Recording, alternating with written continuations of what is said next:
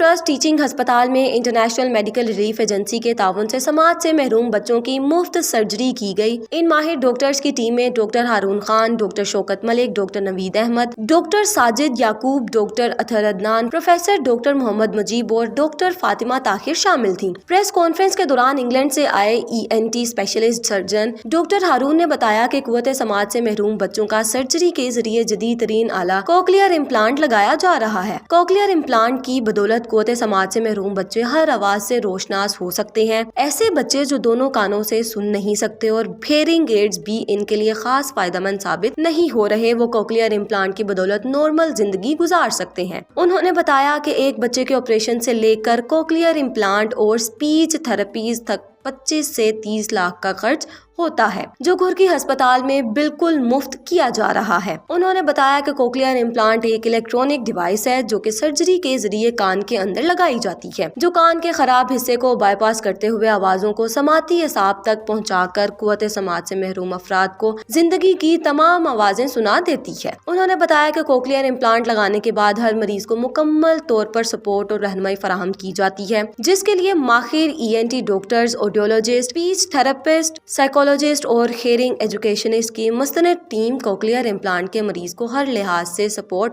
फराहम करती है और 2 साल के बाद इन बच्चों के लिए सुनना और बोलना कोई मुश्किल बात नहीं होती। उन्होंने बताया कि ये एक ऐसी मशीन है जो रोजमर्रा जिंदगी की आवाजों को बिजली की लहरों में तब्दील करके इसको कान की नसों की मदद से दिमाग तक पहुंचाती है और इस तरह दिमाग में सुनने और गुफ्तगू की सलाहियत पैदा होती है। इंसान सही तौर पर सुनेगा तो सही बोल सकेगा, लेकिन अल्फाज और जुमलों की मुकम्मल बहाली के लिए गुफ्तार की मशकें, स्पीच थेरेपी जरूरी होती है। कोक्लियर इम्प्लांट से बच्चे नॉर्मल स्कूल में तालीम हासिल करने के काबिल हो सकते हैं। उन्होंने बताया कि 3 साल की उम्र तक बच्चे मुकम्मल गुफ्तगू करने के अहल होते हैं, लिहाजा कोशिश करनी चाहिए कि 1 ता 3 साल की उम्र तक के बच्चों का ऑपरेशन हो जाए। चीफ ऑपरेटिंग ऑफिसर घुर्की ट्रस्ट अस्पताल मोहम्मद नईम ने मीडिया से गुफ्तगू करते हुए कहा कि घुर्की ट्रस्ट अस्पताल के दरवाजे सबके लिए खुले हैं। यह अस्पताल 24 घंटे मुस्तहिक अफराद को बिला मुआवजा इलाज की मयारी सहूलियात फराहम कर रहा है। प्रोग्राम के आखिर में चेयरमैन घुर्की अस्पताल प्रोफेसर डॉक्टर आमिर अजीज ने माहिर डॉक्टर्स की टीम का शुक्रिया अदा किया और मेहमानों में शील्ड भी तकसीम की गयी। जी अल्हम्दुलिल्लाह जी, हमारा प्रोसीजर बड़ा अच्छा रहा। इधर बहुत सिंपल तरीका था। मैं असल में इस्लामाबाद से आया हूँ। मुझे इस्लामाबाद से डॉक्टर नुखबत ने, जो इधर इमरा का लुक आफ्टर कर रहे हैं, डॉक्टर HOD IGS मी हॉस्पिटल के, उन्होंने मुझे इधर रेफ़र किया था, तो उधर से मैं इधर आया हूँ। तो the case was very simple. मुझे ऐसी कोई प्रॉब्लम नहीं हुई। घुर्की हॉस्पिटल में इन्होंने एग्जेक्टिव ब्लॉक में बड़ी अच्छी फैसिलिटीज़ दी हैं हमें, तो प्रोसीजर वाज वेरी गुड। मेरा बच्चा माशाल्लाह बिल्कुल ठीक ठाक है। He is very much fine है अल्हम्दुलिल्लाह। तो आगे दुआ करता हूँ कि अल्लाह ताला उसके कोक्लियर इम्प्लांट को मज़ीद कामयाब करे। तो बस यस मैं जी अच्छा ऐसा है कि अब्दुल्ला जब 8 माह का था तो मुझे पता चला कि इसको ये पार्शियल डेफनेस है, बल्कि प्रोफाउंड लॉस है इसको, अब्दुल्ला को। तो उसके लिए जब वो 8 माह का था तो मैंने अप्लाई किया था। प्राइम मिनिस्टर की एक स्कीम आई थी, तो उसमें मैंने अप्लाई किया। उसमें बहुत सारे रोले थे, कभी एक डॉक्टर के पास जाना, कभी दूसरे डॉक्टर के पास जाना था, फिर 5-6 डॉक्टर्स के पास मैं गया। आफ्टर ऑल मैं थक के और डर भी गया था। कोक्लियर इम्प्लांट उस वक्त शायद नया था मेरे लिए। तो फिर मेरे जो ऑडियोलॉजिस्ट डॉक्टर मुनीर हैं रावलपिंडी में, उन्होंने मुझे इमरा की तरफ रेफ़र किया। तो इमरा की तरफ, चूँकि मैं शुरू से भी ऑडियोलॉजिस्ट हैं, 8 माह से लेके अभी अब 6 साल का बच्चा हो चुका है, तो उन्होंने रेफ़र किया। तो केस वाज वेरी सिंपल। मैंने सिर्फ एक मेल उन्हें डाली थी इमरा वालों को, उन्होंने मुझे रिस्पॉन्ड किया। रिस्पॉन्ड करने के बाद उन्होंने मुझे कहा कि आप फ़लाँ बंदे से, डॉक्टर आदिल जो हैं राफ़े मॉल में बैठते हैं चूड़ चौक पे, उनके साथ मिल लें। उनसे मैं मिला। फिर डॉक्टर नुखबत आए, वहाँ पे उन्होंने फिर रीवैल्यूएट किया मेरे बेटे को। रीवैल्यूएट करने के बाद उन्होंने मुझे इधर बुला लिया घुर्की हॉस्पिटल में। मतलब मैं यहाँ वेंसडे को आया, थर्सडे को मेरे बेटे का ऑपरेशन हो गया विदाउट एनी, मतलब कोई धक्के धुक्के नहीं लगे मुझे। मेरा बेटा 8 मंथ का था जब, तो हमें फ़ील हुआ है फैमिली कि ये सुन नहीं सकता। थोड़ा सा जब से सोता था तो कोई चीज़ गिरे या कोई शोर करे तो ये सुनता कोई नहीं था, बिल्कुल फ़ील होता ये सुन नहीं सकता। तो हमने मुकामी डॉक्टर को चेक करवाया, तो उन्होंने फिर इसका हमें जो इसका तरीक़ाकार है, बेरा वगैरह, वो सारे टेस्ट करवाए। तो उसके बाद उन्होंने बताया कि इसका कोक्लियर इम्प्लांट होगा, जो कि काफ़ी एक्सपेंसिव है। मैं तो एक दफ़ा सोच के तो शॉक हो गया कि ये कैसे होगा। उसके बाद फिर मैं इंटरनेट पे ब्राउजिंग करने लगा, कभी एक चीज़। फिर मुझे इमरा का नाम सुनने में मिला, तो मैंने इमरा को ईमेल की कि मुझे ये है। तो उन्होंने मुझसे रिस्पांस किया कि आप को कोई बंदा फ़ोन करेगा। तो उसके बाद मुझे कराची से कॉल आई, उनका मैडम का नाम नहीं मेरे जहन में, उन्होंने फिर कहा कि आप कराची आ जाएँ। उनका कराची तो मेरे लिए मुश्किल है, बेसिक मैं जेलम से बिलोंग करता हूँ, तो कराची मुश्किल हो जाएगा। तो उन्होंने कहा कि लाहौर आपको नज़दीक है या इस्लामाबाद। मैंने कहा लाहौर हो जाए, इस्लामाबाद, दोनों में से जो हो जाए वो हमारे लिए बेहतर है। तो उन्होंने फिर लाहौर से मुझे डॉक्टर नुखबत साहब ने कॉन्टैक्ट किया, तो उनके साथ हम फिर चलते रहे, जो जो होमवर्क था सारा कंप्लीट करवाया। तभी उन्होंने टाइम दिया था कि आप आ जाएँ फिर गुरकी हॉस्पिटल में। यहाँ पे आए हम, बुध वाले दिन आए, और बेहतरीन सिस्टम यहाँ पे, हर चीज़ हमें अवेलेबल, रूम सेपरेट, हर चीज़ सर्विस बेहतरीन थी। तो आज ऑपरेट हुआ है माशाल्लाह, बेहतरीन है। मेरा बेटा अभी आ गया रूम में, तो बहुत अच्छा है। बच्ची 2 साल 10 महीने की है और ये तकरीबन 6 महीने की थी। तो इसको हम लोग एक अस्पताल दूसरे अस्पताल इस्लामाबाद कैपिटल हॉस्पिटल लेकर गए। वहाँ से इसके सब वो टेस्ट वगैरह कराएँ, CT स्कैन भी कराया, MRI भी कराया, सब कुछ कराया। फिर उसके बाद बेनज़ीर हॉस्पिटल में भी गए, वहाँ भी चेकअप कराया। तकरीबन 1 साल से हम इसको चेकअप भी कराते रहे। फिर ये पता लगा हमें डॉक्टर आदिल साहब का, चूड़ चौक में, इनके पास हम आए। तो इन्होंने फिर ये डॉक्टर साहब आए थे वहाँ पर, डॉक्टर मोहम्मद साहब, इनसे मुलाकात हुई। इन्होंने कहा यार आप ऐसे करें कि लाहौर आ जाए। हम लाहौर आए, अल्लाह ताला इनका भला करे। इन्होंने फटाफट इसके बच्ची का ऑपरेशन कर दिया है, माशाल्लाह बच्ची ठीक है। अच्छा, 20 से 30 हज़ार डॉलर ये कहते हैं लगते हैं इस पे, आप लोगों का क्या खर्चा आया और किस तरह आप लोगों का टोटल फ्री हुआ है सारा मामला? हमारा तो बस हमारी नज़रों में तो फ्री है, क्योंकि हमारे पास इतने पैसे नहीं थे। हमें यही बताते रहे कि 50,000 लगेगा, 20 लाख लगेगा, 25 लाख लगेगा। तो हम एक जगह भाग रहे थे, दूसरी जगह कोई कहता था कि आपको 10 लाख आप करें, 10 हम करेंगे, लेकिन किसी ने कुछ नहीं किया। इस वक्त यहाँ तो हमारा ये है कि कुछ भी खर्चा नहीं, हमारी नज़र में ये बड़ा अच्छा, हम तो ये समझे कि फ्री में हुआ है। तो उन लोगों को क्या पैगाम देंगे जो सादगी की वजह से या गुर्बत की वजह से धागों तक और टोटों तक अपने बच्चों हम को उन्हें, रखते हैं, जब उन्हें पता चलता है कि मेरी तरफ से उनको यही पैगाम है, सब भाइयों को जितने भी हैं पेशेंट, वो मेहरबानी करके इनसे रब्ता करें, समझे नहीं। डॉक्टर आदिल साहब हैं पिंडी में, अगर पिंडी के हैं उनसे वो करें, अगर लाहौर के हैं तो इन डॉक्टर साहब से रब्ता करें और इंशाअल्लाह ताला उनका भी काम हो जाएगा। ये आप ऐसे नहीं कर सकते कि जी 10 ये ENT सर्जन है, आ जाओ जी हम आपको सिखाते हैं, तो उनमें सारे 10 के 10 को आ जाएगा ये ऑपरेशन। जैसे मैंने कहा ना, वो 70,000 स्पीड की ड्रिल आप बहुत छोटी जगह के अंदर से डाल रहे हैं।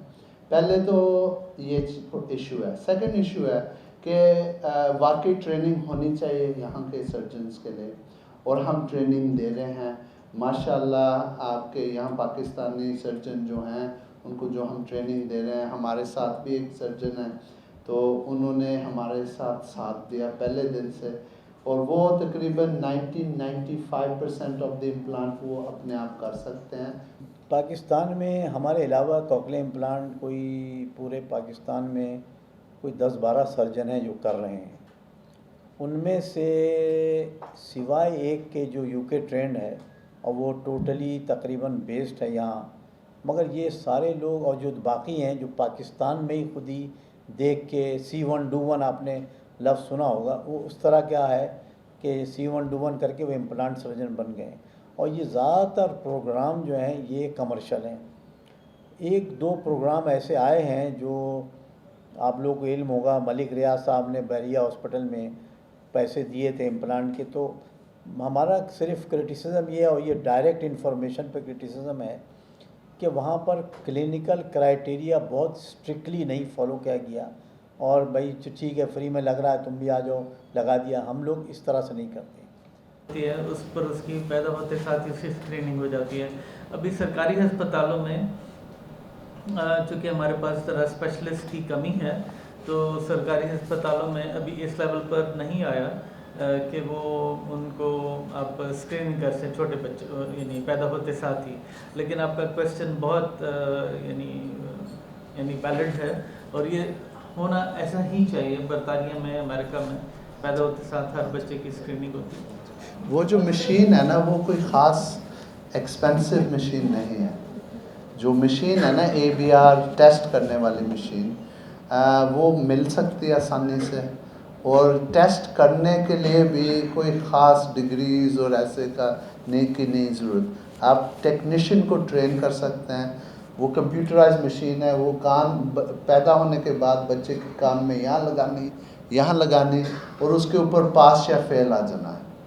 इतना ही आसान चीज़ है। और यूके के अंदर मे बी 25 ईयर्स से जो भी बच्चा पैदा हो रहा है, बाय लॉ है कि हर बच्चे का हीयरिंग टेस्ट होता है घर जाने से पहले। वो मशीन लगाते हैं और वो सेकंडों के अंदर पता लग जाता है कि पास है या फेल है। तो यहाँ बल्कि हर मुल्क में ये चीज़ होनी चाहिए। अच्छा डॉक्टर साहब ये बताइएगा, कंजेनिटल डिजीज़ जो हैं वो पाकिस्तान में बहुत ज़्यादा हो रही हैं, तो क्या इसकी वजूहात क्या हैं कि पैदाइशी जो नकाइस हैं ये क्यों पैदा हो रहे हैं, या ड्यूरिंग प्रेगनेंसी कोई ख़वातीन में कोई मसाइल आ जाते हैं जिसकी वजह से होते हैं, क्या है? नहीं, ये तो खैर कोई भी बीमारी प्रेगनेंसी में कोई जॉन्डिस हो जाए, कोई बहुत सीवियर इन्फेक्शन हो जाए, तो न्यूबॉर्न बच्चा जब माँ के पेट में होता है फर्स्ट 3 मंथ्स कहते हैं ना, फर्स्ट ट्राइमेस्टर, सारी जो गड़बड़ होती है वो पहले 3 महीने में होती है।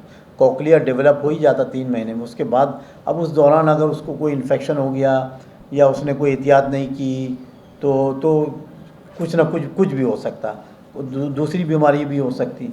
तो ये तो एक एंटीनेटल केयर जिसको कहते हैं, अगर वो सही नहीं हुआ, अल्ट्रासाउंड नहीं हुआ, एमनियोसेंटेसिस नहीं करते रहें, कोई फैमिली हिस्ट्री है, किसी और बच्चे को पहले हुआ था, तो ये तो एंटीनेटल केयर पे डिपेंडेंट है। मैं थोड़ा सा ऐड करना चाहता हूँ, कॉकलियर इम्प्लांट पे तो काफ़ी बात हुई है। तो एक तो हेयरिंग लॉस जब हम डिटेक्ट कर लेते हैं, अर्ली एज में बच्चे का पता चल गया कि उसको हेयरिंग लॉस है और पैदाइशी है, तो फिर हम एडवाइस करते हैं कि आप हेयरिंग एड लगवाएं। उसके पेरेंट को एडवाइस किया जाता है कि आप इस बच्चे को हेयरिंग एड लगवाएं। उसमें काफ़ी मुश्किलात पेश आती हैं कि बच्चा उसको एक्सेप्ट नहीं कर रहा है, वो तार देता है, और उसमें काफ़ी इरेगुलरिटी हो जाती है कि वो हेयरिंग एड नहीं उसको अप्लाई कर पाते हैं। अभी रिसेंटली जो हमने 3 पेशेंट का किया है इम्प्लांट, उसमें से 2 बच्चे जो हैं वो अंडर 3 इयर्स के हैं और एक बच्चा 5 ईयर्स से अबव है।